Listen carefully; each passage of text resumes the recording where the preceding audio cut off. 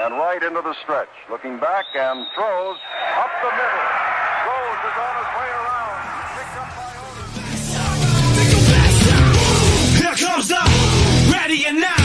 Here comes the boys from the south. Here comes the ready or not. How you like me now? I say, here comes the boom, ready or not. Here comes the boys from the south. Boom, here comes the boom, ready or not. How you like me now? You don't live in Cleveland, you live in Cincinnati. You are watching live to the best damn Cincinnati sports podcast, this side of the finally finished Bengal barn. My name is Santori Miles. We got Bengal Dad. I got a dog over here. How we doing? Wow, you're fired up, aren't you? It's been a while. We're back. It's been a long time. I got a computer. I got a webcam. I got like a laptop. I got a phone. I can look up different things. I got Script Coffee next to me. I'm ready to freaking rock and roll. I got two things hanging by my ears. But we're back. We're back. And I think we need to get back into a routine of thanking the people that helped making the show possible. Sure. I know you're the operator today. I'm the operator. Yeah, you're the engineer. You're hitting the buttons. Okay. Who are What we do going to talk about? first? We're going to talk about those guys. Do you have the clip there? Or are you that good yet or no? Well, I got to give me a moment here. I got to find that. It should be under.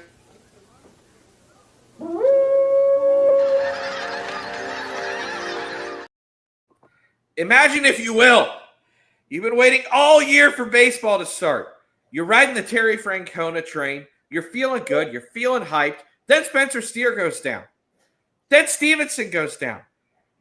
Then you can't score a freaking run and you're 2-4. It's not quite 3-18. How do you fix it? You grab some Birmingham mead. Brought to you by Birmingham Meadery out of Delaware. They're Bengal fans. Use our code HOODAY9. Get 15% off 2 bottles or more. Basically covers your shipping. It's a great thing. It's kind of sweet. Is it beer? Is it wine? I don't know, but it's some pretty good stuff. And you know what you do after Birmingham after you've had maybe a little bit too much mead? You're trying to sleep it off. You're groggy in the morning. That's probably a good time for Scripps Coffee. I would assume. I've never been there before, but I've seen enough movies. Look at that guy. You need coffee. You got to shake it off. I've got the auto. You got to shake those shutouts out. Hey, can you believe we've been shut out twice? You got to shake the shutouts off. And I think Script Coffee is probably a good shutout shaker. Shutout shaker. Or at least a hangover shaker. So go to Lebanon. Go a little bit north. Get you some Script Coffee. They got pickleball courts. There's a batting cage in there. They got great coffee. They got great little danishes and stuff. They got one that's like Twix. They got one that's like Cinnamon Toast Crunch that I crushed that one. Little cold brew coffee with some milk and Cinnamon Toast Crunch in it. It's pretty darn good. It's pretty darn good. And you know what? If you have to go down 275 after you've had your coffee, and if you've batted your balls a little bit in Script Coffee, you got to go to the best barbecue place around. And cream. Best! In honor of Greg. Best! Like Greg. Best. What do we got to say about these guys? They got wings. They got pulled pork. They got brisket. They got ice cream. They got sweet tea. And they're going to be at the Project Game Day event. We'll get into that here in a bit, too. Yes, we will. Speaking, do we have one of those? A Project Game Day? Speaking of Project Game Day, and there's like Look at that. Look at that. Look at that graphic that AI generated. Look at that. We could almost give it a little bit of that business. We can almost get there. Almost. Now we're here. We're not there yet. Now we're here. Anyway, there's a project. It's a game day. We're giving stuff away. We're going to take people that are previous veterans to football games. We're going to do all kinds of stuff. We're going to take the disabled. We're going to take anybody that deserves to go to a game that's never been to a game. They're going. Yes, they are. If you have anybody that you would like to nominate for us to take to a Bengal game, I know the list is filling up. I don't know if there's quite a wait list yet, but it's filling up. Just message me, anybody involved, Project Game Day, Twitter, Facebook, Instagram, wherever. Tell us your story, and we'll reach out to you. With that being said, though, we have our draft event on April 25th, night 2 of the draft. Foaling Warehouse. Gold Throwing Stars. footballs at bowling pins. Throwing footballs at bowling pins. Gold Star is going to be your there. arm will get sore. I've done this before. Of course, I have a bad arm. Yes. But your arm will get sore, and you're going to be amazed how many pins you can't hit. It's ridiculous, really. Mm-hmm. Gold Star is going to be there. Midwest Best Barbecue is going to be there. We're going to have a metric ton of things up for raffle. There's going to be games. There's going to be beer. There's going to be a draft. You get to watch me melt down for whoever we take in the third round. It'll be a good time. The Bengals are going to have a couple WTF picks. They are. Your second round pick is. And Jordan Battle will be there for it. That's confirmed. All right. Well, good. A second round pick that I was happy with. I wonder how he's going to feel if we draft a safety. Probably. Well, I don't know if it's going to be him or Geno Stone. That should be a little weird, but we were kind of thinking it last year. Like, what if they draft a center and Ted Karras is here? This is going to be weird. But we're here. We're ready. I know you took a lot of personal pride in building the menu for tonight, so to say. I wanted to build a menu, and it wasn't food related, but no, I built a menu. So we're gonna give it a little zing and zowie. Look at that! Dun, dun, we look like we know what we're doing anymore. It's not me on a cell phone in the kitchen. Yeah, now you're in your bedroom drinking a pop. I am on my living room couch. Oh, I thought that was your bedroom. No. What's that big bowl with a spoon in it? What is that? There were like 4 back there. You got Cocoa Pebbles in there? What do you got in it? I don't remember what that one was.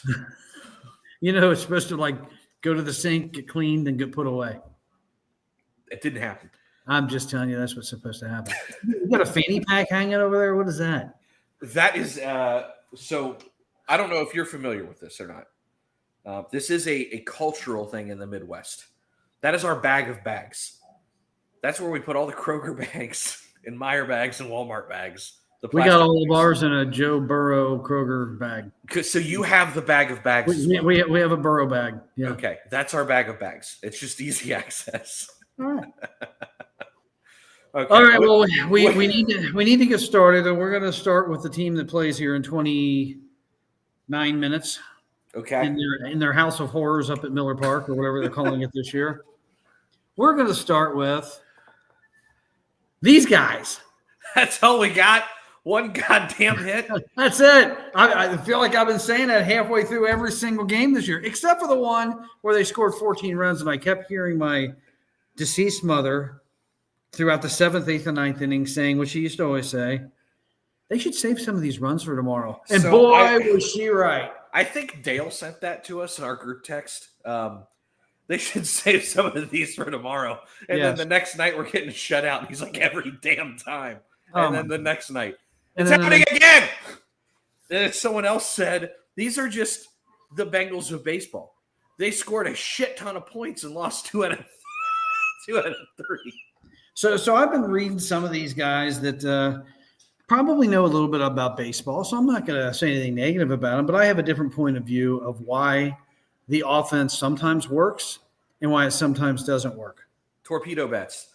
It has nothing to do with the torpedo bet. I'm tired of hearing about that already. I like them. I really don't like them, but every time the Reds have a really good quality offensive game, one thing seems to be a constant, and that's when they hit the ball up the middle and the other way. So I thought I would take it upon myself to just do a quick little bit of research and look at the 3 games out of the first 6 that they've either had no hits or finally got a hit with 2 outs in the 4th inning to break up a perfect game. They've been perfect gamed almost through 4 innings, 3 out of 6 times already. Good. Think about that. We're giving them a head start. We got 1 hit. They're 1 for 36 in those moments. How do you expect to win any baseball games when you're 1 for 36? That's my closing ratio at work this month. Oh, my God. So I wanted to see how many times they either hit the ball up the middle or to the opposite field in those 12 innings of baseball. I was surprised it was a little higher than I thought, but it still was a paltry 7 out of 36. So about 17% of the time they went the other way. Probably 25% of the time they wish they could have went the other way because they whiffed. But they probably whiffed because they were trying to pull the ball, and they are getting destroyed on guys that throw sinkers and balls low and away. because they're either grounding out to the left side or they're swinging and missing, and they're not going the other way. I look at the game Ellie had, torpedo bat game. He had a single to left field. Yep. He hit a rocket that was caught in left center. He hit 2 home runs to center, slightly center, maybe right center. And I think he did rip one to right field. But he's hitting the ball up the middle. He's hitting it the other way. You're giving yourself to get the fat part of the bat on it, whether it's a torpedo bat or a regular bat. And that's when this team plays their best ball. It's one of the few things I ever agree with Barry Larkin about, but he'll say it every time they hit the ball the other way. Oh, that's just a great piece of hitting there. Half the time I think they're lucky that they did it.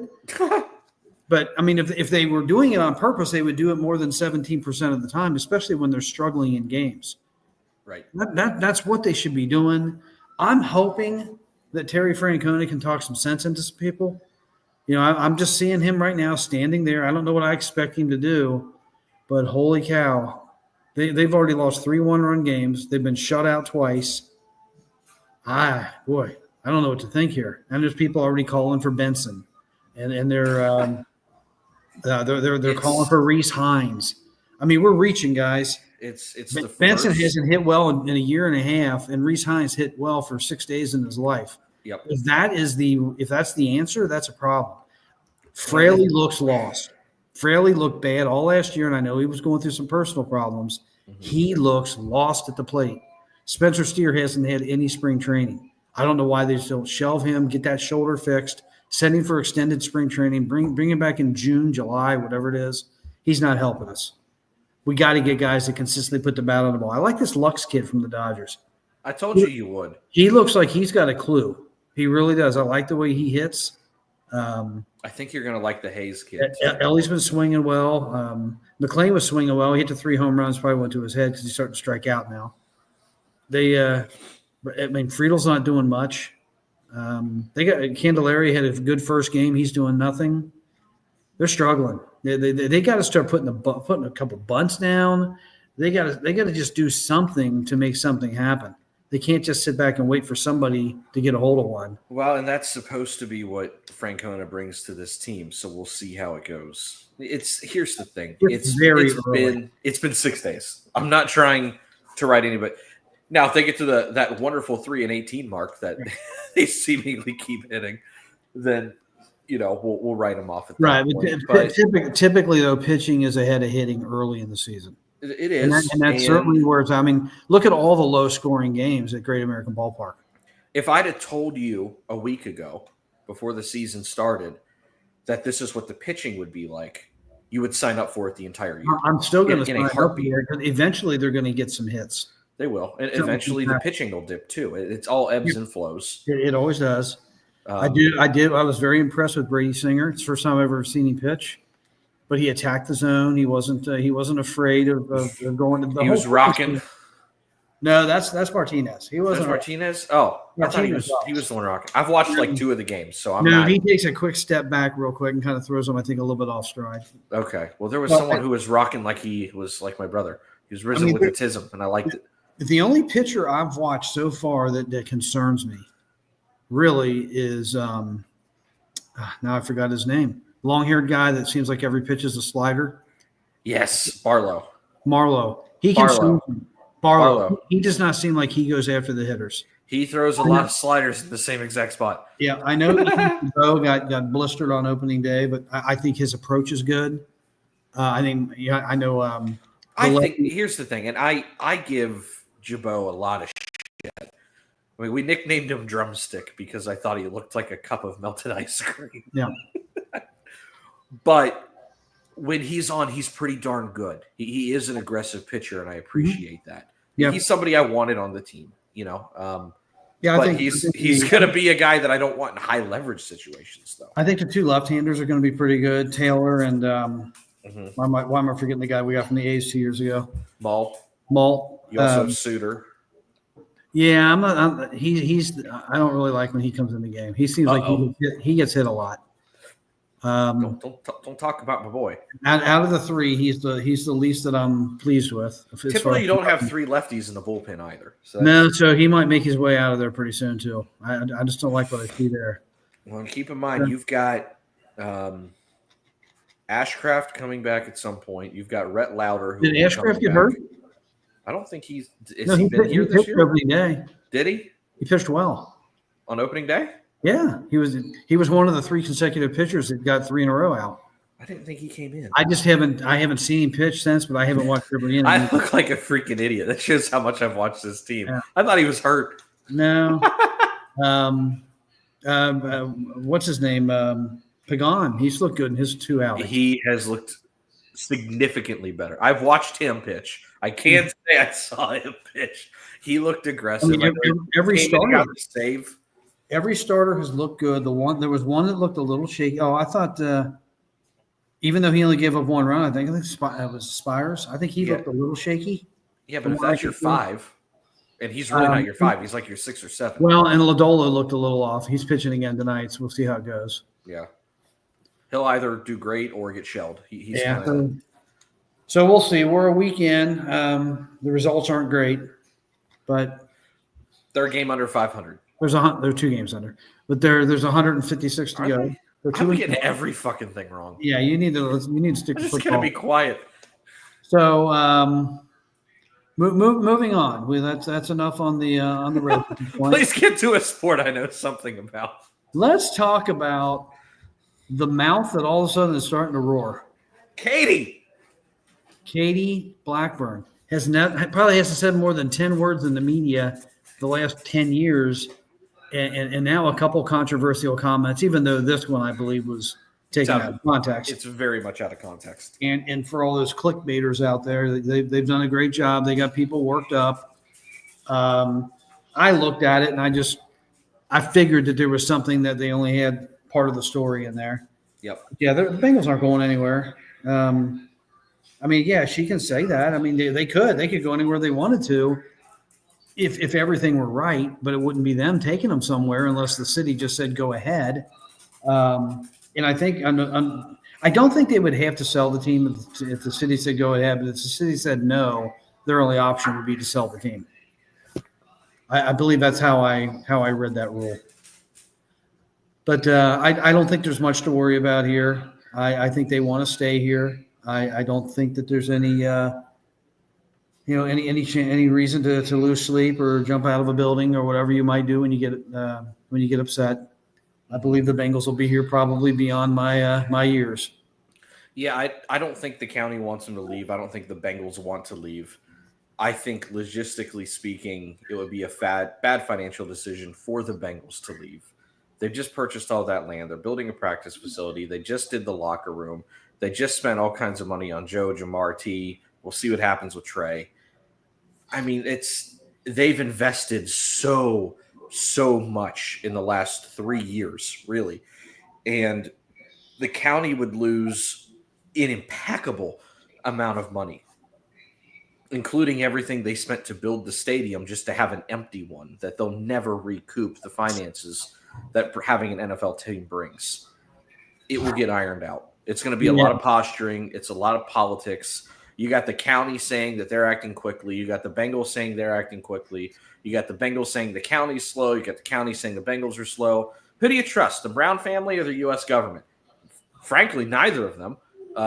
It is what it is. They're doing what they're doing. It'll get done. I'm not worried about it. And speaking of who do you trust and Trey! who's saying what? Now, you and I are at on different lanes on this one. Mm-hmm. I didn't mind these comments. I know you said Twitter was exploding and all upset and people are getting twisted. And I think Trey Hendrickson is overvaluing himself because of his age. I really do think he is. I think he's worth guaranteed money, but maybe not what he's asking. If he was worth all of that, he would have. We got a first-round draft pick for him. And I didn't see that one coming. It's not that I necessarily disagree with what the comment means. It's delivery, and like you said when we talked, I think she probably got caught in a moment where she was speaking with a little bit more venom and passion than we normally see. Here's the deal. Trey did think he had a value on him that obviously he can't get. The Bengals have a value on him that he thinks he's worth more than. For her to say to the effect of he should be happier with some of the rates, yes, what at the core, she's not incorrect. He's going to have to settle for less than what he thinks he's worth. And that's just the truth of it. I think there's a way of saying it. I think there's an art to PR and appearance and optics, like we talk about a lot. I don't disagree with the core of the comments and what they mean. I disagree with how it was said. If that makes sense. And once again, I didn't hear her say this. I'm reading it too. I haven't heard it. I'm reading it, and I see a quotation mark at the beginning. I don't see an end quote anywhere. I see a single quote here at the bottom. So this is taking a long-winded quote, it looks like, and just cutting it up and presenting it in whatever manner they choose to present it. So again, who knows how it was really said? The thing that I know was said was they had Trey on Pat McAfee's show, which if you don't watch Pat McAfee, excellent show. Whether he's a Steelers fan or not, it just fantastic at his craft. I love Pat McAfee. He doesn't seem to hold a bias against anybody. He seems to just have true love for everybody in the game. Different games. He does golf, UFC, whatever. He's fun. But he had Trey on a couple times, and most recently a day or two ago. And Trey said something to the effect of the communication's been poor. And when I say poor, I mean it's been here or there. And it sounds like by what he was saying that the Bengals are going through him and not his agent, which doesn't make sense to me. But this isn't the first time that we've heard weird things like this. I mean, the Andrew Whitworth saga is incredibly well documented of the weird communication there. I think Trey is going to be here regardless. I don't think there's a holdout. I don't think he's going to retire. I don't think that's in him. Well, there's no way he's doing either one of those two just from basic economics. Right. He's going to get $16 million if he just goes out on the field and plays. And then at the end of the year, if he doesn't want to be here or we don't sign him, he's going to negotiate and get whatever this contract is that he's actually worth, and he's going to make X. Or he's going to get tagged. Right. If he sits out the year and doesn't get his money, it doesn't mean he's going to make $16 million more next year by signing a contract. He can never make that money back up. I don't know too many people that are in a position just to walk away from $16 million because they got their feelings a little bit hurt. Right. I don't know. Again, if people are pissed off that apparently she's talking because the Bengals normally don't negotiate anything in the press. But as I said to you, how many times have we ever said, man, I'd like to be a fly on the wall and know what's really being said? Now we see something that possibly is really being said and we complain about it? Yes. This is reality. Me. It might be what really being said. And again, I don't think she's wrong. I don't think she's wrong either. It's if he was 20, a matter of how it's done. If he was Micah Parsons, different story. Mm-hmm. But he's not 26 and he's not Micah Parsons. And again, I don't know if he's going to replicate what he did. It's my microwave. I couldn't tell if it was mine or yours. Yeah. And I didn't put anything in mine, so I'd have been really weirded out. I don't think he's going to replicate what he did the last couple of years. And, a lot of people get paid for what they did. I'm still old school. I think you get paid for what you're going to bring the team and what you're going to do. If you start paying everybody because of what they did, you're going to have a team full of guys that are 37 years old and you're never going to win a game. To a degree, they do get paid for what they've done, but there's also an expectation moving forward. And you're right. When you get to 31, 32 years old, it starts to get a little unclear what the production's going to keep up to being. I do think he's worth closer to $30 to $33 million. But I know he's wanting 2 to 3 years. He's wanting guarantees. I think he's probably worth it. I think everybody's also probably a little gun shy with the whole Carson Palmer thing or Andrew Whitworth thing where he left and played great for another 5-6 years. Mm-hmm. But I also think offensive linemen tend to hold. Yeah, you're not more than edge players. Too many edge rushers playing until they're 38 and still being. Yeah, they're not all Von Miller, Right. And they're not all Andrew Whitworth. We're talking about a Hall of Famer.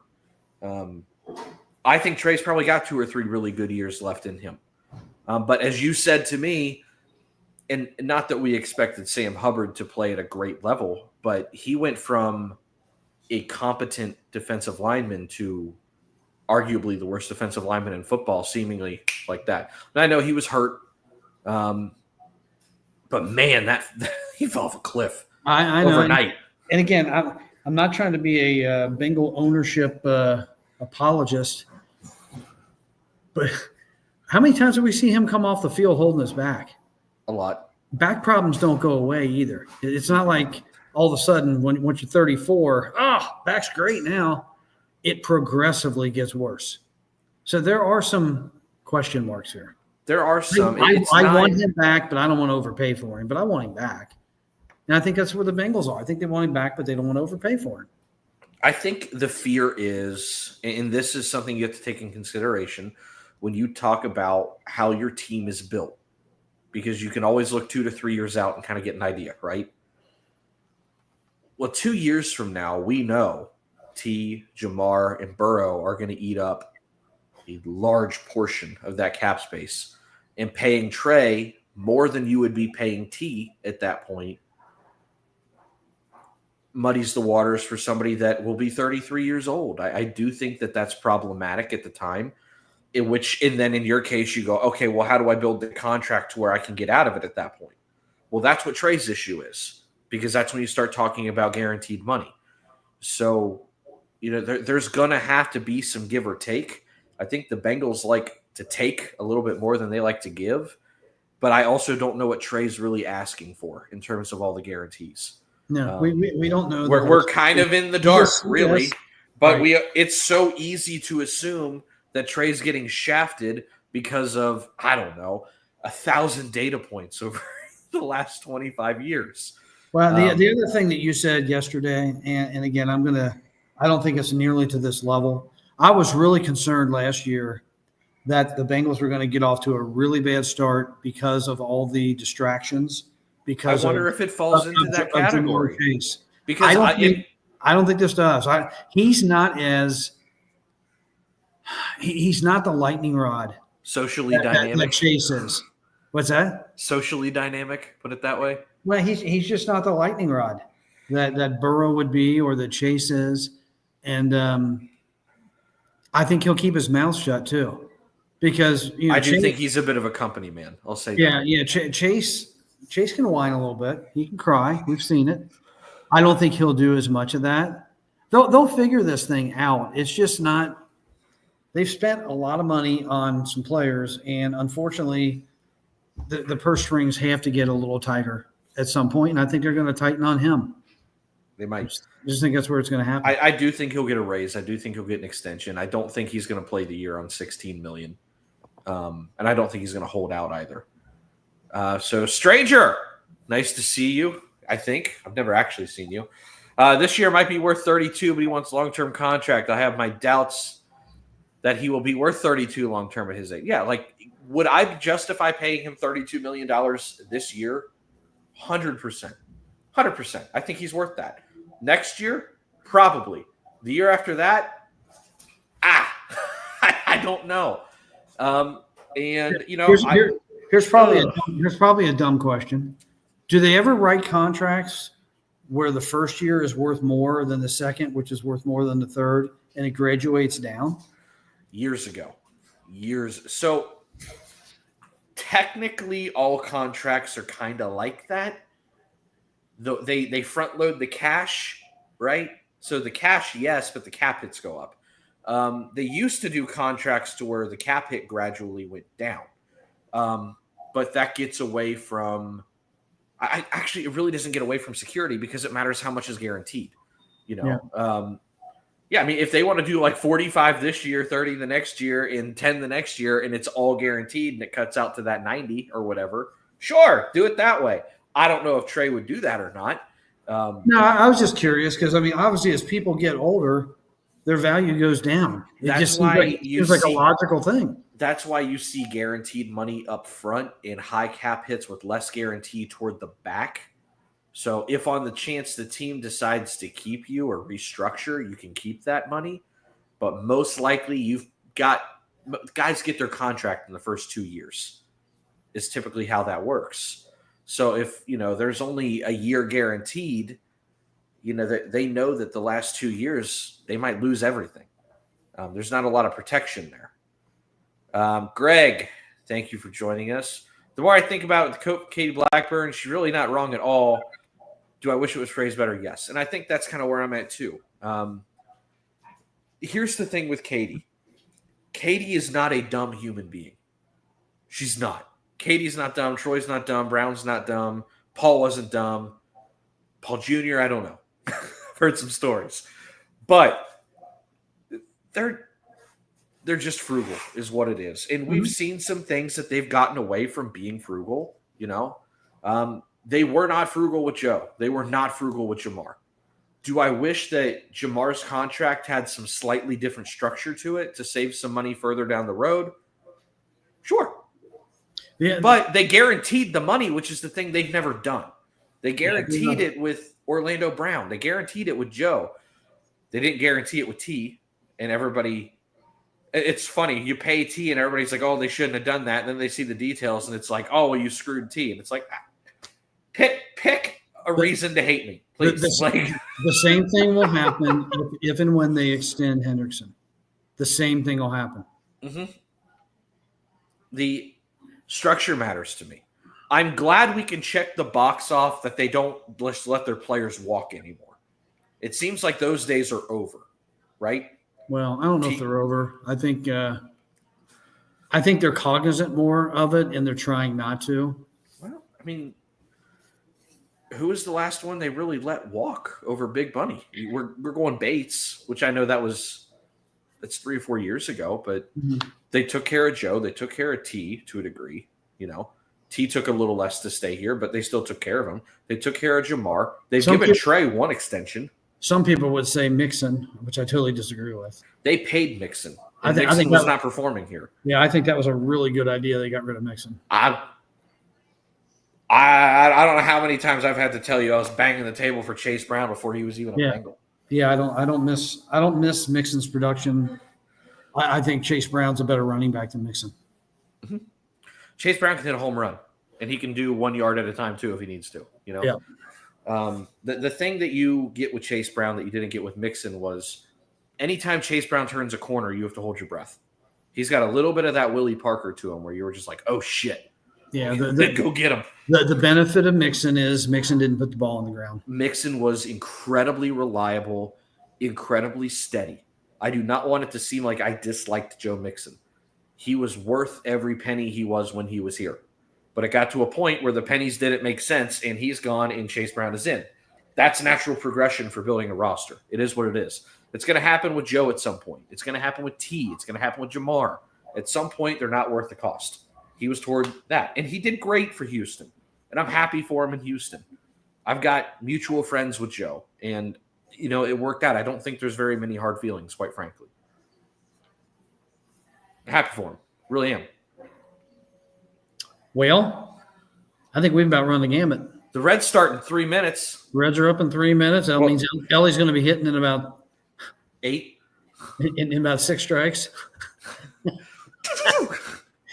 They're facing a guy that had a bad start. He's got a 36 ERA. Let's see how this goes tonight. He'll be a 2 ERA by the end of the night. Right. Mow us down. 8 innings, 96 pitches, 2 hits, 11 strikeouts, 1 walk. Brewers 3, Reds 1. I hope I'm wrong.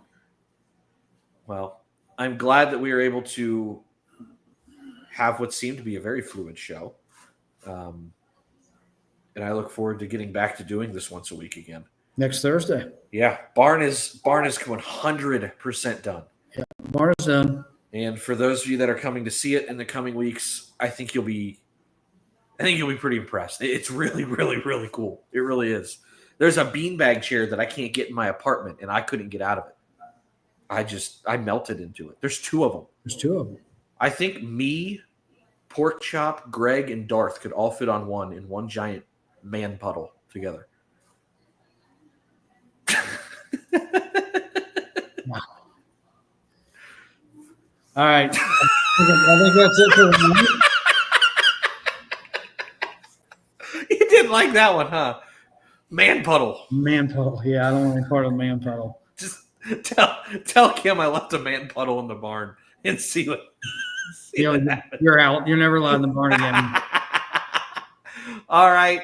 Well, since you are the engineer tonight, all you have to do is hit end stream, and then it'll also give you that option to hit the video too. All right. Well, we're going to end the stream. We're going to say Who Dey, go Reds, all that good stuff. And Fuck the Steelers. Yeah, that too. We'll see you in a week. See you in a week.